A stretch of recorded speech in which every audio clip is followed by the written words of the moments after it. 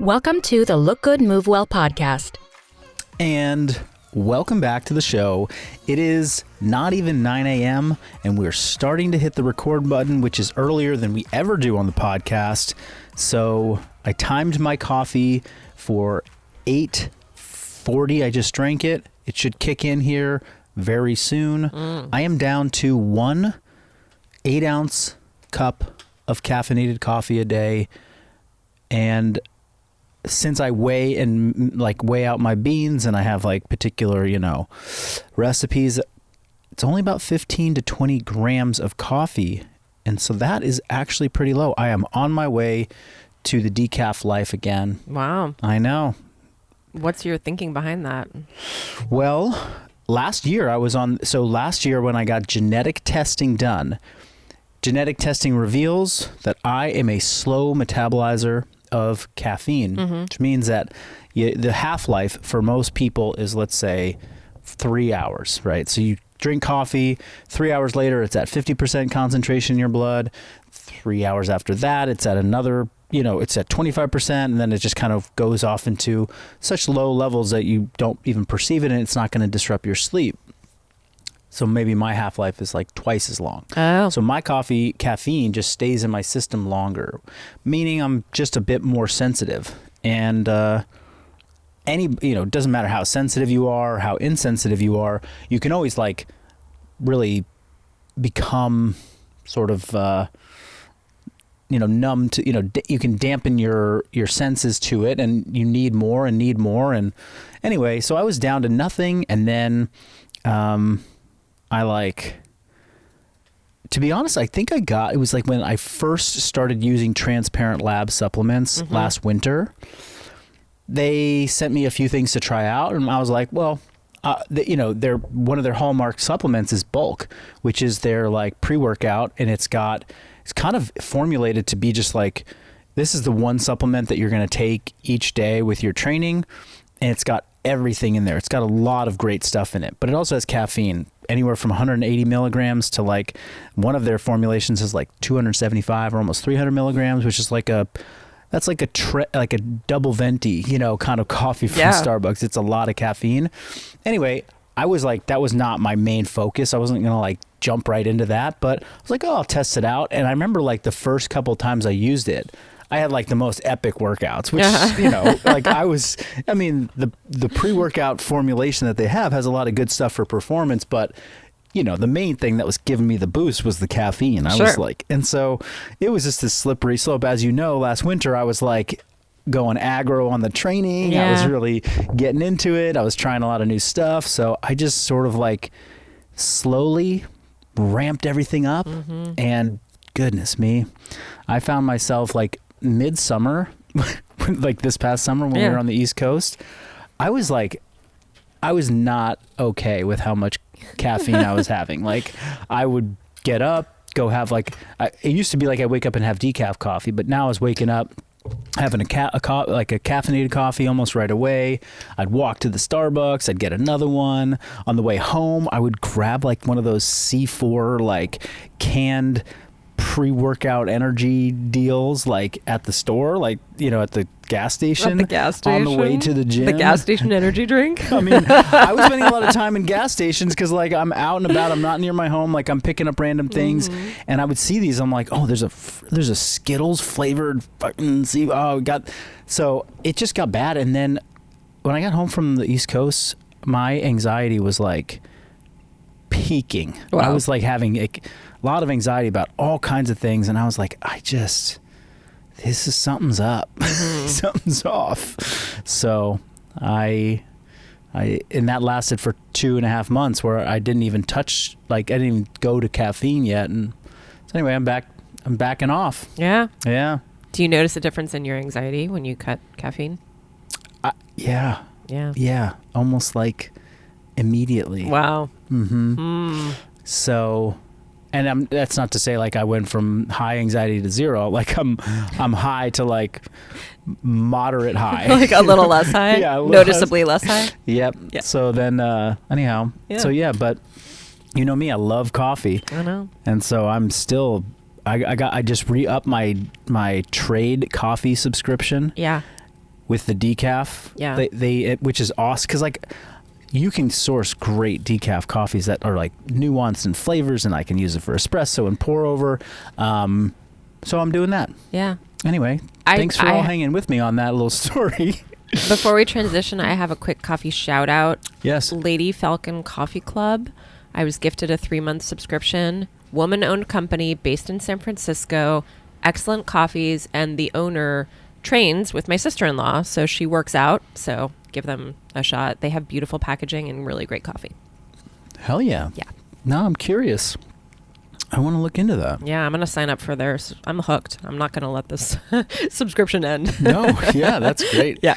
Coffee subscriptions are fun, especially if you go with a company that can source from different roasters, but if you go with a single sourcing, like a company that just sources their own stuff, just, go with one of the more reputable brands that has a lot of variety, because I think variety, you want consistency in your coffee. Like, you don't want to get like a bad batch, but I had like the Equator coffee subscription for a long time. Verve does a coffee subscription.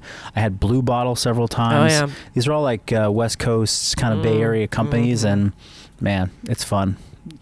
But the speed at which we're going through coffee downstairs, I know, is like alarming. I brought in like 3 like really nice bags of coffee. I'm like, these are gone already. Like, how's Nate?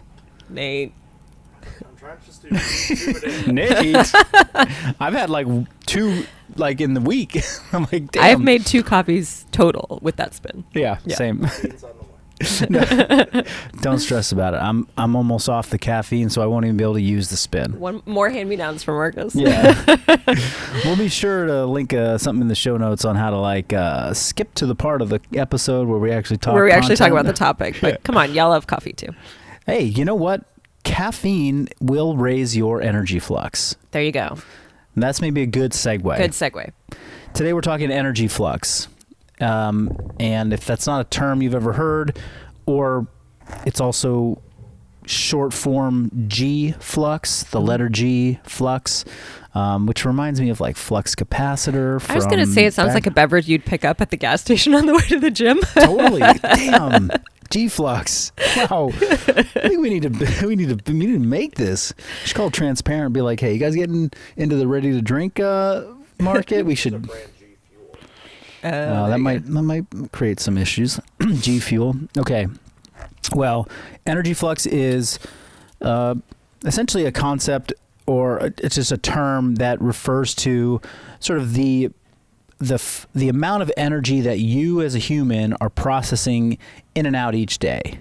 So it's like, I'm trying to think of an analogy, but it's like a car that's driving 100 miles a day versus 5 miles a day. Same car, but if you needed to and you needed to commute down to, 3 hours away and 3 hours back, you just have to fill it up with more fuel, but you can still run that car, and you just kind of run at a higher level. So you're burning fuel, but you're also putting more fuel in, versus the car that's just going down to the, dropping the kids at school and coming home and doesn't drive that much. You don't have to fill it up with a lot of fuel, but you're not driving it that far.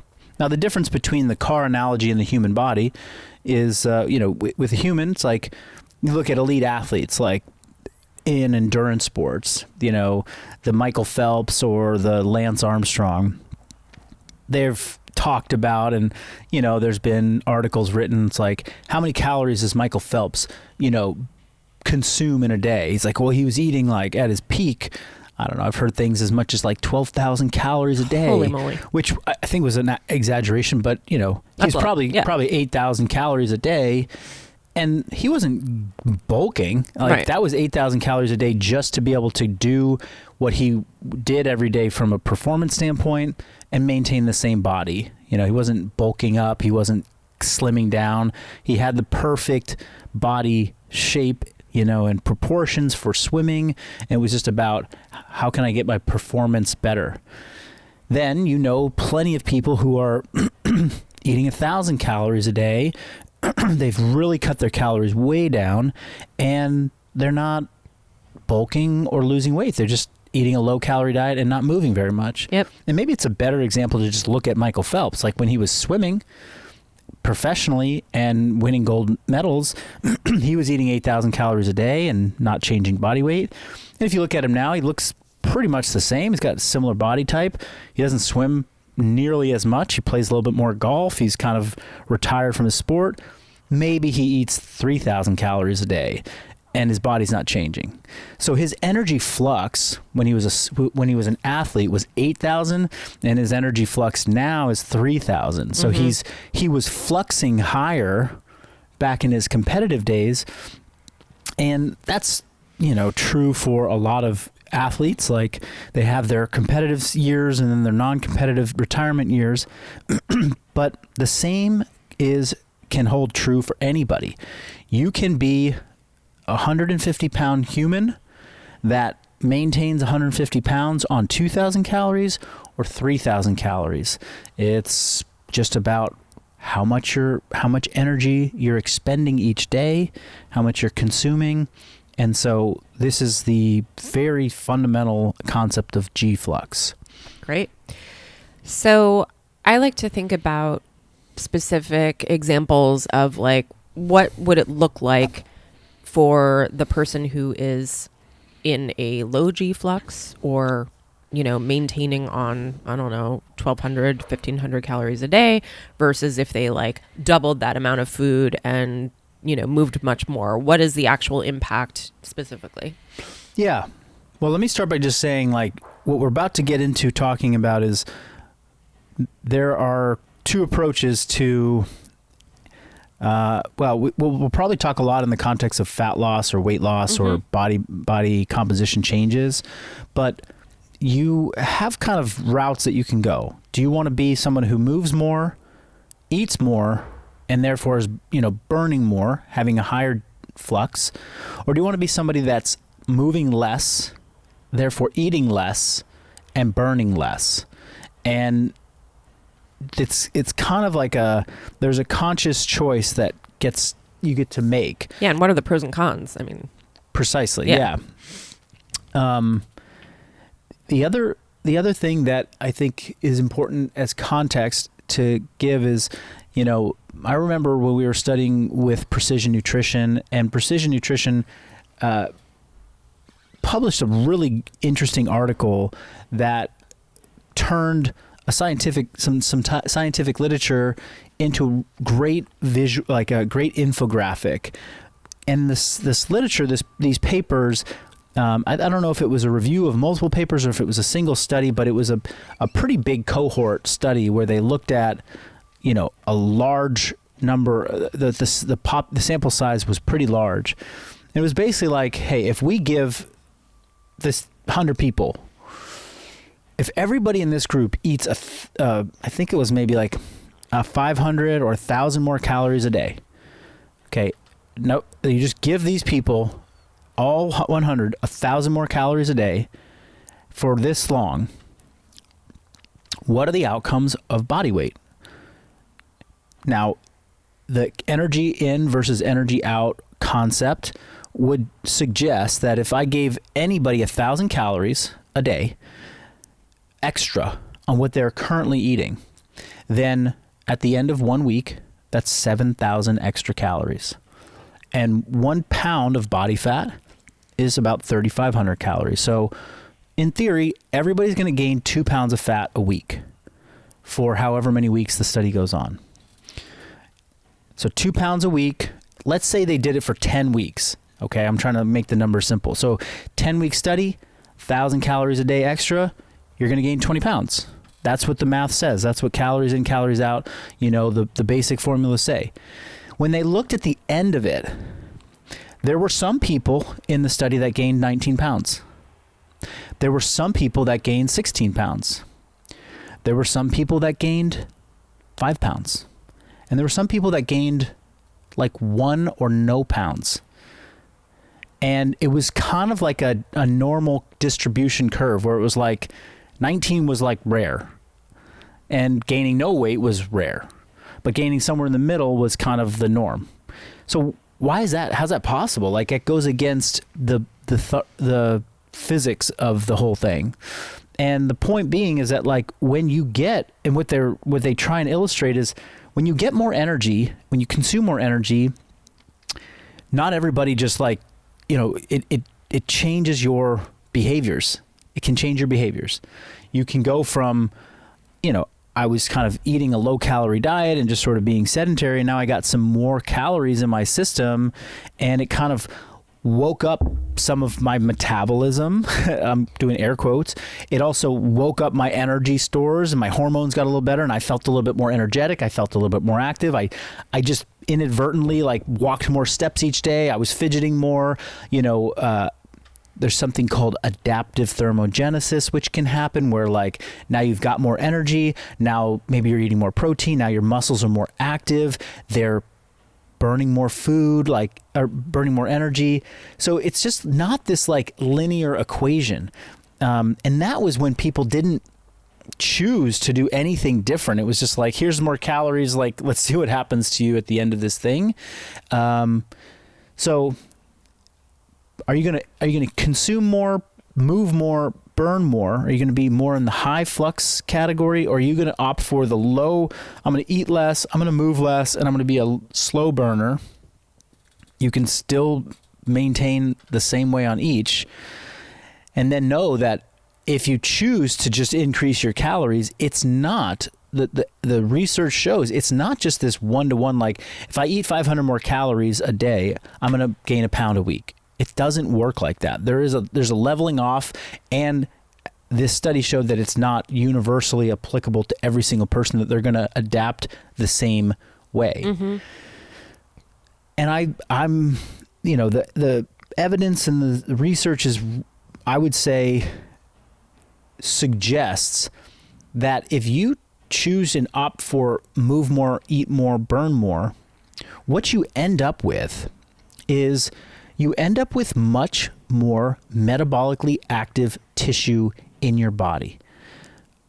So what I mean by that is, muscle is what is driving the bulk share of your metabolism. It's muscle is in a very, especially active muscle or trained muscle or muscle that's working.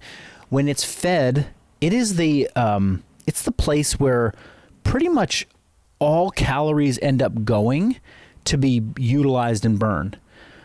Your muscle is like a sink, and if you build up a really big sink, you can pour as much into it as you want, and the drain just keeps pulling it out. If you have one of these little tiny little like wash my, like just wet my hands type of sinks, like where you can't like without like the airplane bathroom. Yeah, the airplane bathroom sink. If you have an airplane bathroom sink as your muscle, then there's water's going to get out of that thing all the time. Mm-hmm. It's going to fill up, and you're going to have to wait till it drains so you can wash some more, right? Like it just cannot tolerate a lot. So if you have a very small amount and reservoir of muscle tissue, you cannot pour a lot in. Yeah. So the person that's fluxing very high, who's eating more and moving more, well, that is it's like a snowball effect of the energy comes in, you go move, your muscles get like fed, they grow. That not just grow in size, but they grow in we'll call it just like health and function. Inside your muscles, you have mitochondria, and this is where processing of energy happens. It's like the end point where, like, if you eat a donut, eventually it's going to make it into a muscle tissue, and the nutrients are going to be put into a mitochondria organelle where they're going to be turned into ATP and energy. So it's kind of like the end. If you have muscle tissue that's healthy and active and being walked every day and doing resistance training and doing zone 2, and it has dense mitochondria, which means your sink just got bigger. It got really freaking big. And you went from the airport or the airplane sink to the big trough, that is in the barn house. Like, that's massive, which means you eat all the food you want, and it's going right there, and it's getting burned. That's what Michael Phelps, when he was swimming, 8 hours a day, it wasn't just that he was burning up all those calories because he had to go and swim so much. The muscle tissue itself was also really healthy. It was dense with mitochondria. It was so much more equipped to pull nutrients out of the bloodstream and then turn it into usable energy. So he had built that system up over time. He didn't just start eating 8,000 calories a day. And I've experienced this too in my training, where it's like training hard, muscles are getting more fit, I'm building my aerobic capacity. I actually need to like eat more, even though my body is, I'm not like doing more hours of workouts. I'm not doing more hours of training. I'm not, bulking up and adding size, but I've gotten so much more muscularly healthy and efficient that you slowly start to need a little bit more energy to just maintain. Yeah. So this is like a good thing for people. We want that to happen. We want you to, this is where you diverge. You have choice. Do I go the high energy flux or the low energy flux? Like, you're not going to be able to go do the Michael Phelps thing because nobody's got 12 hours a day to be in the pool, right? But you can, there's scales to that. If you start to eat a little bit more, move more, you're going to start to build healthier muscle tissue as a result of this snowball effect going kind of, I'm like almost like the snowball up the mountain, where it's like you're putting more energy in, you're working a little harder, and now the muscles are just getting more and more bigger sink-like. Mm-hmm. And what type of training do you need to think about for this? Because I was just thinking about how during the pandemic, lots of people sat around and ate more, but they didn't necessarily like get a bunch of energy to go move and like burn that off. Precisely. Yeah. So this is like, well, I would say that not everyone did, but some people did. Mm-hmm. And I think the sad truth was that it was very much circumstantial. Like, you had the people who were in the 12th story apartment in New York City who couldn't leave their apartment, and there's not a lot of place to move, you know, but then there's people who lived in the suburbs or, lived in more rural areas, and it was like, okay, well, I've got nothing to do, but I can go for like walks, and I can get out in nature, and I can get out of my house. And fortunately they had space to go move. Mm-hmm. And a lot of these folks did see like, okay, now I'm moving more than ever. Yeah. And when when the pandemic kind of wound down and they had to go back to work, they found themselves getting unhealthy and sedentary again and putting on weight because their flux started to go down. Yeah. It was such a mixed bag, because some people also like used to commute to work by, on foot or by bicycle. And then during the pandemic, it's like, no, I'm just sitting at home. So, yeah. So it was really like, how did these external events impact your movement overall? And so the question was, what kind of movement do you need to do? Really any movement, right? But one that, well, we'll talk about resistance training, but I think outside of resistance training, I'm starting to put more like language and sort of connection to science behind why I am such a big proponent of cardiovascular training, cardio. Like, you got to get your cardio in. When you do cardio at really any level, you're burning some energy while you're doing that, but you're also making the underlying muscle tissue inherently healthier and more equipped to pull the nutrients that you give it into a functional place. Because if you eat a bunch and the muscles are like unhealthy and they don't want to get the nutrients, then the alternative is for those nutrients to go into fat cells. So cardio is just key. And this is like you're walking, if this is moderate cardio, zone 2, or it's high intensity cardio. Any of the above have the ability to improve the health of your muscle tissue. Can you say a little bit more how that works? Because this is new to me. I'm just hearing this for the first time. Yeah. So, it goes back to like mitochondrial density in health, right? Like when, efficient muscles that can contract over and over and over again without feeling fatigue, they need a few things, right? They need great nutrient delivery. So your muscles have blood vessels in them. Yeah. A highly vascular muscle means more blood can get into that muscle. So if you look at trained athletes, like you take like a cross section of like a Tour de France cyclist's thigh quad muscle versus like a sedentary 70, 80-year-old, and you look like there are way more dense capillary beds. Capillaries are like the smallest diameter vessels of your whole circulatory system. So you have like, your heart pumps into this big aorta, which is like a big round tube, which then breaks out into smaller arteries, which then break into arterioles, which then break into capillaries. And the capillaries are what is at the tissue level where the red blood cells, like these, a single microscopic cell is there, only one can fit through a capillary, or two. And that's where nutrients, oxygen, carbon dioxide exchanges and goes into the tissue, which then the tissue then can use to do something productive like contract, right? Yep. So we got to get more nutrients into the tissue.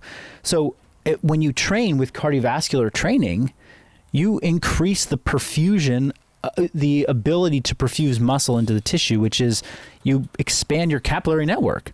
It's like, imagine like you're looking at the map, like an old school map or Google Maps or whatever, and you see like the map of like middle of Iowa. Yeah. There's like one road going down it. Yeah. Right?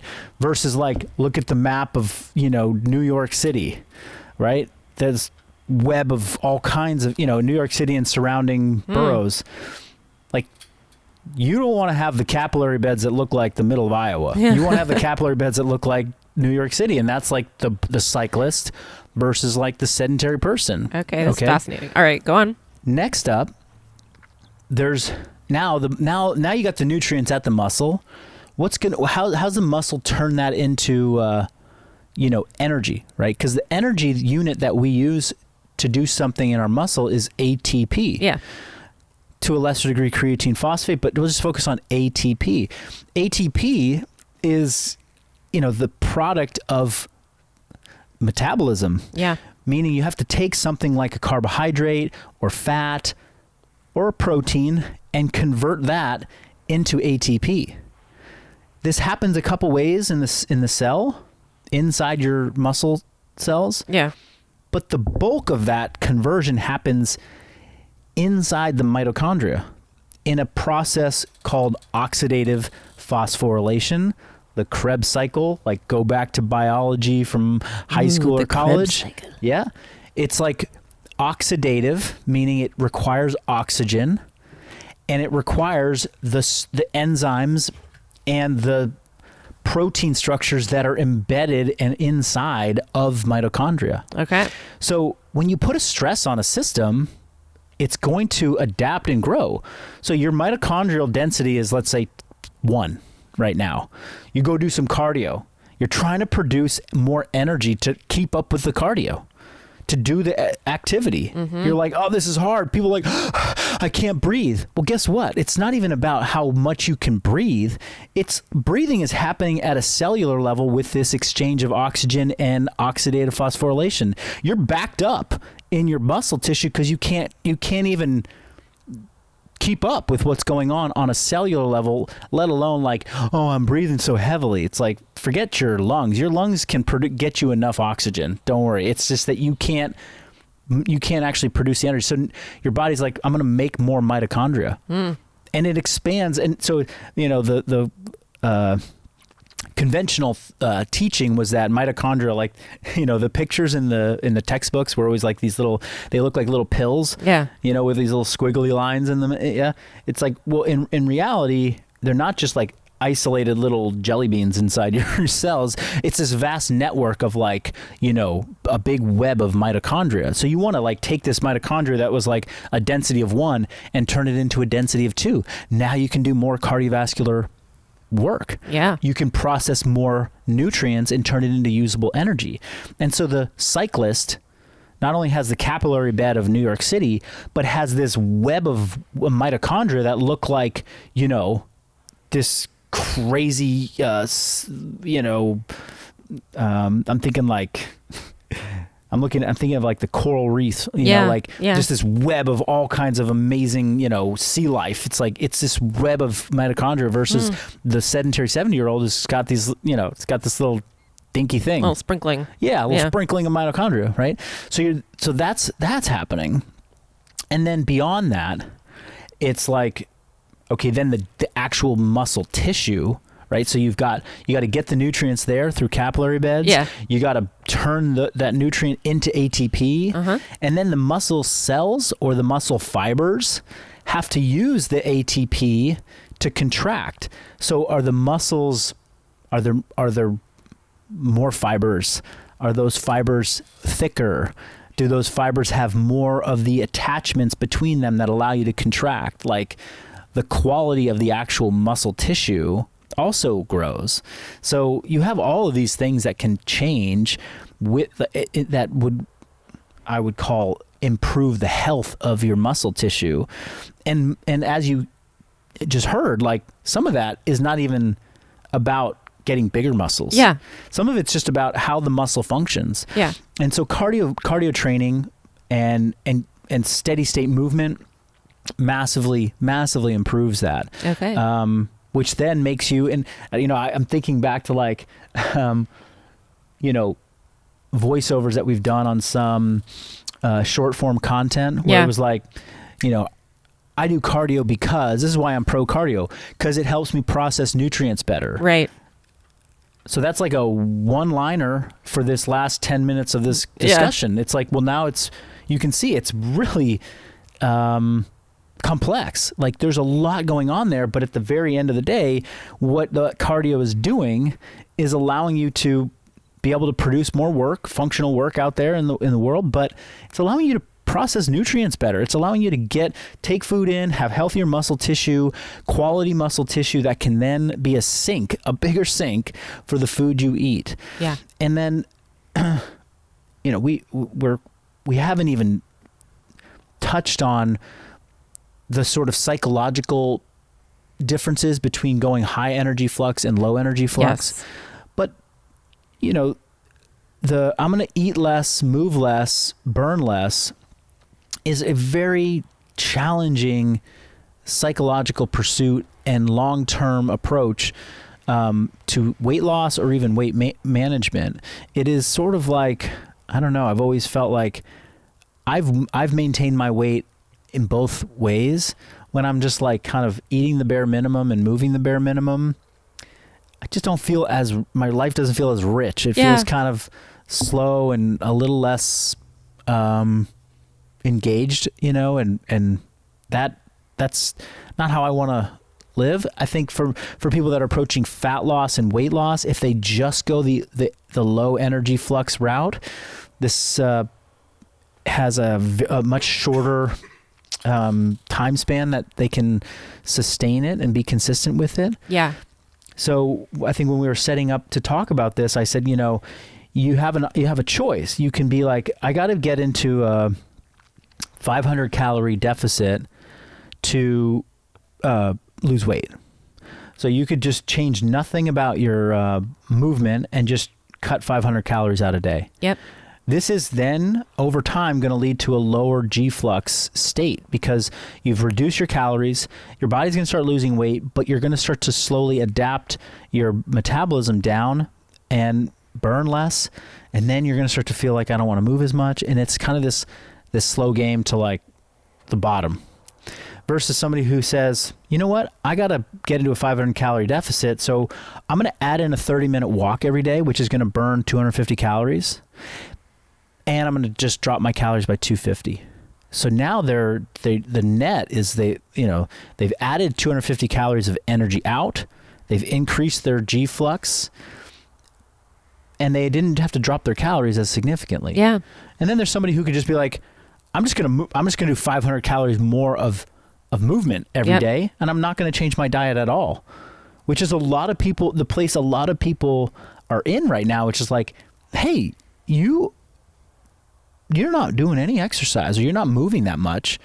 Let's just go move more and just don't change your diet. Like that's a different mentality, because then they don't feel like, oh, I have to restrict myself. Yeah. Now, my bias, is that it's that middle ground where it's like, make it 50% movement, 50% diet, because the person who's not paying attention to their diet and not really thinking about movement, they have a lot of room to just cut calories without ever feeling like they're deprived. Yeah. Right? Which we've talked a lot about. Sure. Satiety and protein, all the different hacks that we've gone through recently. But in terms of like, the optimal place for most people to start, it's like, get a little bit of both in. And that is a much better way to, kind of lean towards and bias this energy flux, higher energy flux, lead down the path of healthier muscle tissue. And ultimately, you will find that, hey, you've I see it so much with like really well-trained and consistent trainees who have thought about this for a long time. It's like, how is it possible that you're maintaining on like 3,500 calories a day and you don't seem to be like doing something outrageous with your training? It's like, oh, it's because I get my 10,000 steps. I do full body resistance, or I do resistance training for my full body a few days a week, and I eat the right foods, but I've basically gotten my muscle tissue over years of doing this super healthy, and now it's just my metabolism is high. It's just, I got this sink inside of me, and it just pulls in it, and I use all the food to do usable, workable, good movement energy production. Yeah. Awesome. My takeaway from this is that, we talk a lot about like what helps you perform well in the gym and what helps you build muscle, but this is, something that is relevant to that, but is more about like your ability to just like participate in life and, Sure. have energy for what you want to do in and out of the gym. Yeah. And this is the first time I've even been asked to like talk about or break down sort of what is healthy tissue, muscle tissue. Super cool. Yeah, it's so foundational to like how I think about my own fitness. It's like, I want to have just really robust, healthy muscle tissue. And if you do that, because the vast majority of all chronic illnesses that are out there right now, possibly all of them, are the product of overconsumption. So you consume more than your body can handle. You consume more than your metabolic sink can take in. Mm-hmm. You have the little airplane bathroom, sink, and you're eating tons of the wrong types of foods in quantities that spill over.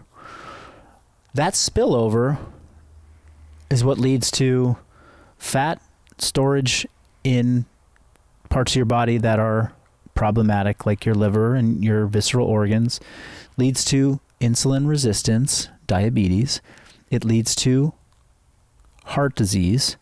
It also likely is a huge contributor to neurodegenerative diseases like dementia.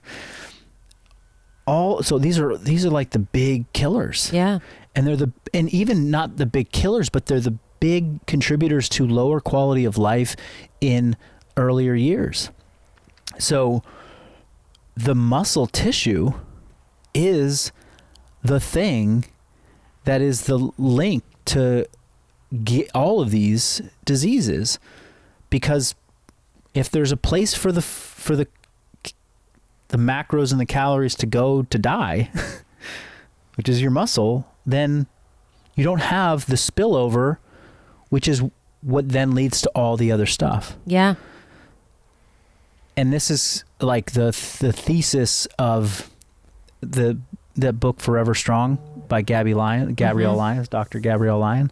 She's been promoting a muscle-centric medicine focus for years. Awesome. And it's so cool because like years of kind of my own investigation through health and fitness and going back years to when I was in medical school, like I've kind of biased towards this already. She's done it in a clinical capacity. I only became aware of like her real work within the last year. And I'm like, wow, this is just so interesting that, you know, we're seeing this from different lenses, but yeah, it's like, so what do we all got to be doing? We got to move more. Yeah. And build that muscle. Yeah. Yeah. And eat good. And then get to eat good. Yeah. Yeah. All right. Well, we went a little longer today than typical, so thanks for hanging with us till the end. And if you guys have any questions about these concepts, because maybe some of it got a little bit more detailed than we typically go, we'd love to hear about them. Slide into our DMs at Satya Khan, at Marcus Philly on Instagram, and we will happily engage with you there. Send us your questions that we can answer here on the podcast as well. All Absolutely. right. Take care. See ya.